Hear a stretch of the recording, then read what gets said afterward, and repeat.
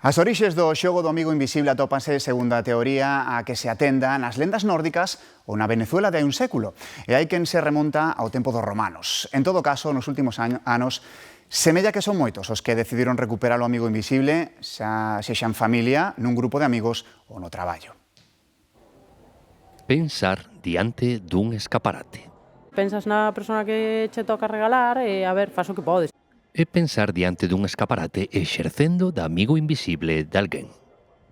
Home, que ao final depende de quen che toque. Sempre era todo benvido.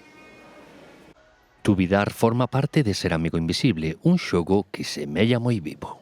Eu vou xogar no colexio con as compañeiras. Sí que é verdade que está de moda. Podemos dicir que sí, que levamos 3 ou 4 anos facendo. Desde que empecé a traballar, sempre na oficina, sempre había un amigo invisible. Certo é que se tes que facer moitos regalos está ben. Pois un límite pequeno e todo o mundo ten. O aforro non é a única aprendizaxe do amigo invisible. Cada un ten que sacar un nome, teñen que aprender a agardar o segredo, que costalles bastante traballo. Unha das teorías sitúa a orixe do amigo invisible en Suecia, relacionano ca tradición de petar nunha porta e deixalos agasallos, como sentíndose elfos. Non creo. Non, porque ao final xa sabes que anche regalos e ao final pouco amigo invisible acaba sendo. O fin e o cabo sempre ten o valor do detalle. Por os cartos que pos tampouco non va a ser ninguna maravilla.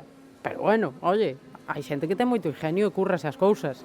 É outra forma de maxia, aínda que haxa quen só queira agardar pola maxia dos Reis Magos.